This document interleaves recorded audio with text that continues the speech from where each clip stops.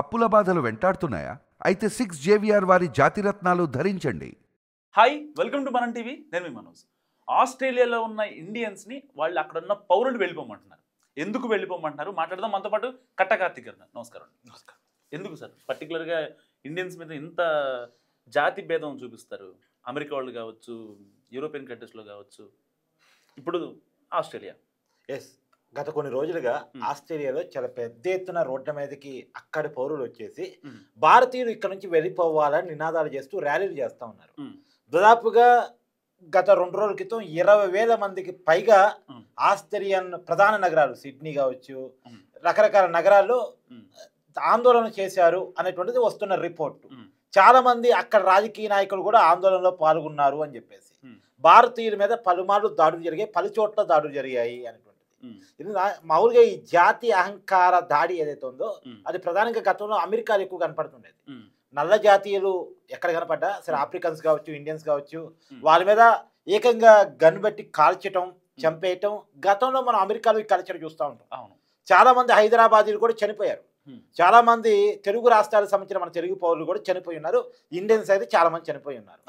అయితే America culture ఇప్పుడు ఆస్ట్రేలియాలో కనపడతా ఉంది. ఆస్ట్రేలియాలో మాత్రమే కాదు, ఈ ఆందోళనలు యూరప్ కూడా పాకాయి. నిజానికి ఏంటంటే మన కాడ జనాభా శాతం చాలా ఎక్కువ. భారతదేశంలో ప్రపంచంలోనే అత్యధిక జనాభా ఉంది, కానీ జనాభాకు తగ్గ అవకాశాలు లేవు. అవకాశాలను ఎత్తుక్కుంటూ ప్రపంచంలో ఎక్కడ అవకాశం వస్తే అక్కడ పని చేసుకునేటువంటి నేర్పరితనం భారతీయులకు ఉంది. ఎక్కడైనా అక్కడ క్లైమేట్కి అడ్జస్ట్ అవుతూ బతకగలిగేటువంటి నేర్పరితనం భారతీయులది. రెండోది, భారతీయుల దగ్గర టెక్నాలజీ ఎక్కువ. భారతీయుల్ని రిక్రూట్ చేసుకోవడానికి ప్రపంచంలో ఏ కంపెనీ అయినా ఇష్టపడింది. ఏదో నేను భారతీయుల్ని కాబట్టి గొప్పగా చెప్పుకోవాలి కాబట్టి చెప్తుంది కాదు. ఇలా గూగుల్ సీఈఓగా ఉన్నటువంటి, మైక్రోసాఫ్ట్ సీఈఓగా ఉన్నటువంటి సుందర్ పిచాయ్, సత్యనారాయణ, వీళ్ళ మూలాలు ఎక్కడివి అంటే మనం అర్థం చేసుకోవాల్సిందంటే భారతీయ మూలాలు చాలా గట్టివి. ఇక్కడ మ్యాథమెటిక్స్కి, సైన్స్కి ఎక్కువ అవకాశం ఉంటుంది. ఇక్కడ గెయిన్ చేయగల నాలెడ్జ్ ప్రపంచంలో ఏ ఎడ్యుకేషన్ సిస్టంలోనూ లేదు, కాబట్టి మనకాడున్న వాళ్ళు ప్రపంచంలో ఎక్కడ ఏ దేశంలో ఏ పరిస్థితుల్లో ఉన్నైనా రాణించగలరు. రెండోది, కొంత తక్కువ వేతనానికైనా ఎక్కువసేపు కష్టపడి పనిచేసేటువంటి తత్వం భారతీయులది. డెడికేషన్ ఎక్కువ, కమిట్మెంట్ ఎక్కువ. సో ఈ అందులోనూ మన నాలెడ్జ్ ఎక్కువ. ఇప్పుడు అమెరికాలో ఉన్నటువంటి ఫేమస్ డాక్టర్స్లో చాలామంది భారతీయ మూలాలు ఉన్న వాళ్ళు ఉంటారు. సైంటిస్టులో చాలా మంది భారతీయ మూలాలు ఉన్న వాళ్ళు ఉంటారు. ఈవెన్ దో సాఫ్ట్వేర్ ఇండస్ట్రీలో ఇక కొత్తగా చెప్పవలసిన లేదు, టెక్నికల్ ఇండస్ట్రీలో భారతీయ మూలాల గురించి కొత్తగా చెప్పవలసిన లేదు. సో ఎక్కడ చూసినా భారతీయులు కనపడటానికి కారణం, ఎక్కడ చూసినా తెలుగు వాళ్ళు కనపడటానికి కారణం, వాళ్ళని రిసీవ్ చేసుకునేటువంటి కంపెనీలు పెద్ద ఎత్తున ఉంటాయి. వాళ్ళ అవకాశాలు కల్పించకపోతే మనం వెళ్ళంగా. వాళ్ళు వెల్కమ్ చేస్తున్నారు. ఎందుకు వెల్కమ్ చేస్తున్నారు?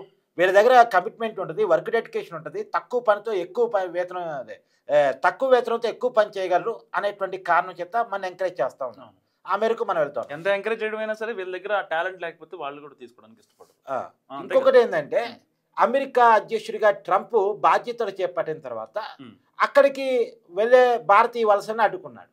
ఆ భారతీయ వలసలు కొద్దిగా ఆస్ట్రేలియా వైపు మళ్ళీ, ఆస్ట్రేలియా కావచ్చు, కెనడా కావచ్చు, యూరప్ కావచ్చు, ఇటువైపు మళ్ళీ తర్వాత ఆస్ట్రేలియాలో కొద్దిగా మన జనాభా ఈ మధ్య కనపడుతున్నారు.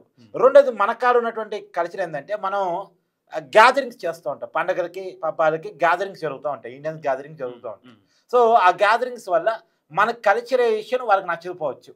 మన కల్చర్ వాళ్ళని డామినేట్ చేస్తుంది. వాళ్ళకి అట్లా జనాలు కలుసుకొని వాళ్ళు పబ్బుల్లో కలుసుకుంటారు, పార్టీలో కలుసుకుంటారు తప్ప ఇలా ఒక చోట గ్యాదర్ అయ్యి సాంప్రదాయబద్ధంగా, ఇప్పుడు అక్కడ తెలంగాణ వాళ్ళు ఆస్ట్రేలియాలో ఉన్నారనుకో, దసరా అప్పుడు కలిసి బతుకమ్మ ఆడతారు. సంక్రాంతి అప్పుడు ఆంధ్ర వాళ్ళు కలిసి వాళ్ళకి అనుదానం కలిసి వంటకాలు చేసుకోవడం, ఇవన్నీ చేస్తారు. కలిసి ముగ్గులు వేసుకోవడం, ఇవన్నీ చేస్తారు. సో ఈ గ్యాదరింగ్స్ ఆస్ట్రేలియన్కి నచ్చకపోవచ్చు. రెండోది ఏంటంటే, వాళ్ళ వల్ల రోగాలు వస్తున్నాయి అనేది కొత్తగా క్రియేట్ చేస్తున్నారు. సరే, రోగాలు వస్తే మనం మనుషులకి ఎట్ట బతుకుతాంలే, కానీ మన వల్ల వాళ్ళకి రోగాలు వచ్చేది ఎందుకంటే సిల్లీ రీజన్. సో ఒకటే ఏంటంటే, వాళ్ళు ప్రధానంగా చెప్తుంది ఏంటంటే, మన వల్ల వాళ్ళ ఉద్యోగ అవకాశాలు పోతున్నాయి, వాళ్ళ ఉద్యోగ భద్రతకి ఇబ్బంది వస్తుంది. ఆరోగ్య భద్రత అంటే అది కొద్దిగా నమ్మలేని విషయం, కానీ ఉద్యోగ భద్రత అయితే వాళ్ళు రేట్ చేస్తున్న పాయింట్.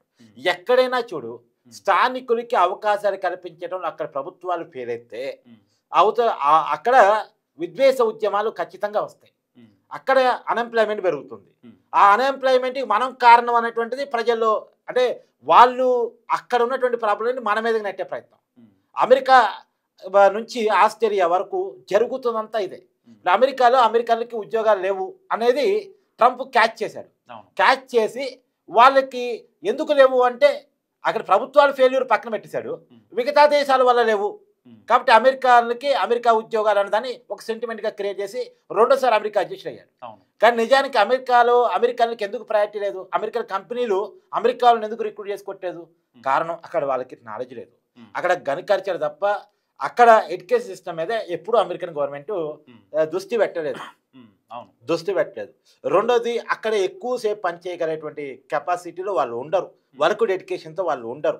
అది ఈ కారణాలు ఇచ్చా మనం అక్కడ ఎదగలిగాం, మనం అక్కడ పునాదులు వేసుకోగలిగాం. ఇలా అమెరికా అభివృద్ధిలో మన పాత్ర చాలా కీలకమైంది. మళ్ళీ చెప్తున్నా, అమెరికా అభివృద్ధిలో మన పాత్ర చాలా కీలకమైంది. అమెరికా హిస్టరీ మొత్తం చూడండి, అమెరికా అభివృద్ధి మొత్తం చూడండి, అమెరికా జీడిపి శాతాన్ని లెక్కించండి, అక్కడ భారతీయుల పాత్ర ఎంతో క్యాలిక్యులేట్ చేయండి. ఓపెన్గా నేను చెప్తా ఉన్నాను, అది భారతీయుల పాత్ర చాలా కీలకమైంది. కాబట్టి భారతీయులు ఎక్కడైనా ఎలాంటి పరిస్థితులైనా వర్క్ డెడికేషన్తో పనిచేస్తారు కాబట్టి, వాతావరణ పరిస్థితులను కూడా జయించి పనిచేస్తారు కాబట్టి వాళ్ళు ఎదగలుగుతున్నారు, వాళ్ళు ఎదుగుదని వీళ్ళు ఓర్చుకోలేకపోతున్నారు. సహజంగా ఇంకోటి ఏంటంటే మనం కొద్ది నల్లగా ఉంటాం, నల్ల జాతీయులు, మనం వీళ్ళ మీద పెత్తనం చేసేవాళ్ళు, మన పైన ఉండాలి అనేటువంటి అహంభావం తెల్ల జాతీయుల్లో ఉంది. అది ఇప్పటి నుంచి కాదు, మహాత్మా గాంధీని రైల్లో నుంచి తోసేసినప్పటి నుంచి మనం చూస్తా ఉన్నాం. నల్ల జాతుల మీద తర్వాత నేషనల్ మండేలా జీవిత పోరాటం అంటే అదే కదా, ఆఫ్రికన్స్ మీద ఎంత వివక్ష చూపించారు. సో భారతీయుల మీద ఆఫ్రికన్ అంత కాకపోయినా మన మీద కూడా వివక్ష ఎప్పటికప్పుడు కొనసాగుతూనే ఉంది. తరతరాలుగా యుగాలుగా మన మీద వివక్ష కొనసాగుతూనే ఉంది. మన పక్కన పెట్టుకోవడం వాళ్ళకి ఇష్టం ఉండదు, మన వల్ల రోగాలు వస్తాయని వాళ్ళు ఏదో ఫీల్ అవుతూ ఉంటారు.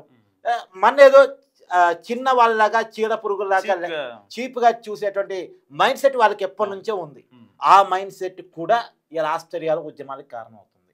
ఒక ఆస్ట్రేలియాలోనే కాదు, ఆస్ట్రేలియా నుంచి యూకేకి బాకింది, యూరోప్ మొత్తం కూడా ఇప్పుడు ఆందోళన కొనసాగుతున్నాయి. ఆల్రెడీ అమెరికాలో ఆ నినాదాన్ని క్యాచ్ చేసుకుని ట్రంప్ ప్రెసిడెంట్ అయ్యాడు. కానీ నేనేమంటున్నానంటే ఇది భారతదేశ ప్రభుత్వం కూడా చర్చ పెట్టాల్సిందంటే మన వాళ్ళు బయట దేశాలకు పోయే అవకాశం లేకుండా మనకి మన అవకాశాలు కల్పించే విధంగా భారత ప్రభుత్వం కూడా ప్రయత్నం చేయాలి.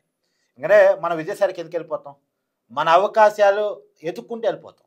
అవకాశాలు అయితే ఇక్కడే దొరికాయి అనుకో, వాళ్ళు 4 రూపాయలు తక్కువ వచ్చినా మన వాళ్ళని చూసుకుంటూ మన ప్లేస్లో మన వాతావరణంలో మనకు అనువైన చోట మనం పని చేసుకోగలం. ఒక విషయం కార్తీక్ గారు, ఇప్పుడు ట్రంప్ అమెరికాను చూసి ఆస్ట్రేలియా అలర్ట్ అయింది కదా, సో రేపొద్దున మిగతా కంట్రీస్ కూడా టాప్ 10లో ఏవైతే మెయిన్ కంట్రీస్ ఉంటాయో వలస వెళ్ళే దేశాలు అవి కూడా రేపొద్దున అలర్ట్ అయితే ఇదంతా ప్రపంచం మొత్తం అప్పుడు ఈ జాత్యహంకారం అనే ఒక భావంతో నిండిపోతుంది కదా. అంటే ఒకటి వాస్తవం ఏంటంటే మన ప్రపంచీకరణ అనేది 90s లో స్టార్ట్ చేశారు. ఈ ప్రపంచీకరణ స్టార్ట్ చేసింది అమెరికన్ ప్రభుత్వం. ప్రపంచీకరణ అనే ఒక విధానాన్ని ప్రపంచం మీద రుద్దింది. అంటే ప్రపంచం ఒక చిన్న కుగ్రామం లెక్క ఉండాలి, ఎక్కడ అవకాశం వస్తే అక్కడ పని చేసుకోగలగాలి, ఎక్కడ అవకాశం వస్తే అక్కడ బిజినెస్ చేసుకోగలగాలి అనేదాన్ని చేసుకొచ్చింది. ఎందుకు? వాళ్ళ అవసరాల కోసం. మళ్ళీ చెప్తున్నాను, ప్రపంచీకరణ వాళ్ళ అవసరాల కోసం తీసుకొచ్చారు. ఎందుకంటే వాళ్ళ దగ్గర ఉండే ఉత్పత్తి, వాళ్ళ దగ్గర ఉన్న జనాభా కంటే, అంటే వాళ్ళు బిజినెస్ చేసుకోవాలి, వాళ్ళ దగ్గర డబ్బు ఉంది, కానీ వాళ్ళ జనాభా తక్కువ. ఇప్పుడు మన జనాభా ఎక్కువ, చైనా జనాభా ఎక్కువ. కాబట్టి ప్రపంచంలో ఎక్కడ జనాభా, అంటే మనమేమో జనాభా, మనుషులు, మానవ సముదాయం చూస్తాం, కానీ బిజినెస్ చేసుకునే కంపెనీలు మనిషిగా చూడరు, మనిషిని ఒక కస్టమర్గా చూస్తారు. అంతే కదా, మనిషిని ఒక కస్టమర్గా చూస్తారు. సో కస్టమర్స్ ఎక్కువ ఎక్కడ ఉన్నారు అక్కడ బిజినెస్ ఎక్కువ అవుద్ది అనేది వాళ్ళ ఆలోచన. అందుకని ఏం చేశారు, ప్రపంచీకరణని మనం అక్కడ పోయి పెట్టుబడి పెట్టేసి అక్కడ బిజినెస్ని క్యాప్చర్ చేసేసి వాళ్ళ మీద మన వస్తువులు అమ్మేసి వాళ్ళ డబ్బులు మన కాడ తెచ్చుకుందాం అన్నటువంటి ప్లాన్ తోటి ప్రపంచీకరణ చేశారు. సరే, ప్రపంచీకరణ రుద్దబడింది, దానివల్ల అభివృద్ధి కనపడుతుంది, బిల్డింగ్లు కనపడుతున్నాయి, కంప్యూటర్ కనపడుతుంది, రకరకాల కారణాల చేత మన వాళ్ళు కూడా యాక్సెప్ట్ చేశారు, ఉద్యోగ అవకాశాలు వస్తున్నాయని కారణం చేత. సరే, ఇప్పుడు ఉద్యోగ అవకాశాలు ప్రపంచీకరణ వల్ల వచ్చాయనుకో, మన వాళ్ళు అమెరికా పోగలిగింది, మన వాళ్ళు ఆస్ట్రేలియా పోగలిగింది, మన వాళ్ళు యూరోప్ పోగలిగింది ప్రపంచీకరణ వల్ల కదా. ఈ ప్రపంచీకరణ మీరే రుద్దారు కదా. అంటే మీ అవసరం ఉన్నంతకాలం ప్రపంచీకరణ మంచిదైంది. ఎప్పుడైతే మీకు అన్ఎంప్లాయ్మెంట్ కనపడుతుందో, మీ దేశంలో మీ ప్రభుత్వాల మీద ఎప్పుడైతే అసమ్మతి కనపడుతుందో, ఇప్పుడు ప్రపంచీకరణ కాదు, మా దేశంలో అవకాశాలు మా వాళ్ళకి అంటారా? అంటే మీ అవకాశం బట్టి మాట మారుస్తారా? మీ అవసరాన్ని బట్టి మాట మారుస్తారా? అంటే మీకు అవసరమైనప్పుడు భారతీయులు కావాలి, అంటే మన కాడ ఉన్న పేదరికాన్ని, నిరుద్యోగాన్ని ఎన్కాజ్ చేసుకొని మన కాడ ఉన్న మానవ వనరులని మొత్తం ఎత్తకపోయారు. మొత్తం ఎత్తకపోయారు. వాళ్ళు అభివృద్ధి చెందారు. వాళ్ళ ఎదుగుదల కోసం మనం కావాలి. వాళ్ళు వాళ్ళలో ఏదో అసంతృప్తో ఇంకోటో వచ్చింది అనుకో వాళ్ళ దేశంలో, మాకు ఎంప్లాయ్మెంట్ రావట్లేదని వెంటనే మన పూచిగా చూపించడం. ఇప్పుడు ఆస్ట్రేలియా ప్రభుత్వం కూడా డబుల్ స్టాండర్డ్స్లో ఉంది. ఒక పక్క జాతీయ అహంకార దాడులనేమో ఖండిస్తూ ఉంది, ఇంకో పక్క ర్యాలీలో రాజకీయ నాయకులు పాల్గొంటే దాన్ని చూస్తున్నట్టు పోతా ఉంది. చాలా మంది అంటూ ఉంటారు లీగల్ సిస్టమ్ భారతదేశంలో బాగోదు, భారతదేశంలో పెద్దవాడికి ఒక రకం న్యాయం జరిగింది, పేదవాడికి ఒక న్యాయం జరిగింది, సో క్రిమినల్ యాక్టివిటీస్ని ప్రభుత్వాలు పెద్దగా కంట్రోల్ చేయలేము అనుకుంటారు. మరి ఆస్ట్రేలియాలో ఎంత కంట్రోల్ చేశారు, అమెరికాలో ఎంత కంట్రోల్ చేశారు, అమెరికాలో ఎంతమంది భారతీయులు చనిపోతే ఎంతమందికి శిక్షలు పడ్డాయి? ఒకవేళ భారతీయుల మీద బయట దేశం వాళ్ళ మీద దాడులు జరుగుతూ ఉంటే వాటిని ఆపగలిగే విధంగా అమెరికన్ గవర్నమెంట్ ఏం పాలసీ తీసుకొచ్చింది? ఎందుకు గని కలిసిన అమెరికాలో కంట్రోల్ చేయలేదు? అమెరికాలో రోజుకి సగటున చనిపోతున్న వాళ్ళ సంఖ్య ఎంత, భారతదేశంలో ఇంత పెద్ద జనాభాలో సగటున చనిపోతున్న వాళ్ళ సంఖ్య ఎంత? తర్వాత ఆస్ట్రేలియాలో గత కొన్ని రోజులుగా భారతీయుల మీద విరివిగా దాడులు జరుగుతుంటే ఆస్ట్రేలియన్ ప్రభుత్వం తీసుకున్నటువంటి చర్యలు ఏంటి? అంటే మన దేశం మనకి చీప్గా అనిపించి మనం ఏదో ఇస్తాం అలా తిన కామెంట్ చేస్తూ ఉంటారు. ఈ భారతదేశంలో అంతే, భారతదేశంలో ఎవరికి న్యాయం జరగదు, సామాన్యుడికి న్యాయం జరగదు. సామాన్యుడు న్యాయం జరగకపోవడం భారతదేశంలోనే కాదు రసం, ప్రపంచం అంతా ఉంది. ప్రపంచంలోనే వివక్ష ఉంది. అసలు మన దేశం కంటే న్యాయం జరిగిన కంట్రీసు డెవలప్డ్ కంట్రీసు.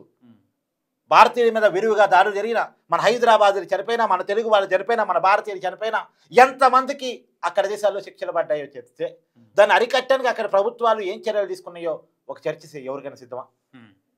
అంటే వాస్తవాలను మాట్లాడుకోవాలి. ఈ దాడులని ప్రభుత్వాలే ఎంకరేజ్ చేస్తూ ఉంటాయి, రాజకీయ నాయకత్వాలే ఎంకరేజ్ చేస్తూ ఉంటాయి. ఏంటంటే వాళ్ళకి ఏంటంటే అక్కడ లోకాలిటీ ఓట్లు అవసరం, లోకల్ ఓట్లు అవసరం, లోకల్ ఓట్లతోటి అధికారంలోకి రావాలనేది. ఇప్పుడు ట్రంప్ అని నినాదం ఎందుకు ఇచ్చారు? అమెరికన్ ఉద్యోగాలు అమెరికన్స్కి అని, అమెరికా ఈజ్ అమెరికన్స్ అని చెప్పేసి ఒక స్లోగన్ని ఎందుకు ఇచ్చాడు? అమెరికా వాళ్ళ ఓట్ల కోసం, అమెరికా వాళ్ళతో ఉన్న అవసరాల కోసం.